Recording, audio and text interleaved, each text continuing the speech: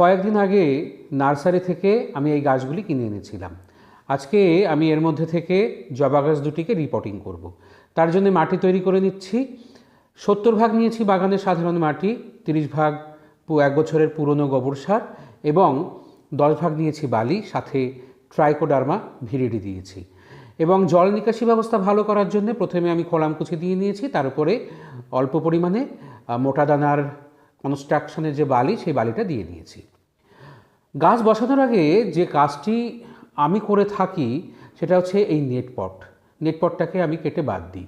কারণ এর আগে আমি যতগুলো বা দু একটি জবা গাছ আমি বসিয়েছি, সেগুলো এই নেটপট থাকার জন্যে গাছগুলোকে আমি ভবিষ্যতে আর বাঁচাতে পারিনি। তো এই নেটপটকে বার করতেই হবে, করাটা উচিত, মানে আমি করি আর কি।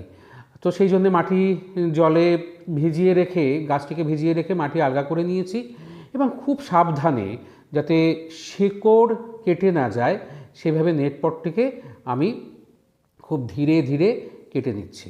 কারণ শিকড় কেটে গেলে গাছের ক্ষতি হবে, তাই খুব সাবধানে এই কাজটি করতে হবে। আমিও সেটা করে নিলাম এবং গাছ বসালাম।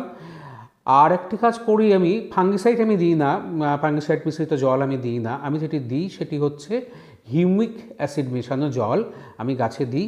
এতে গাছ স্ট্রেচ কম পায় এবং গাছের শিকড়কে ভালো রাখতে সাহায্য করে।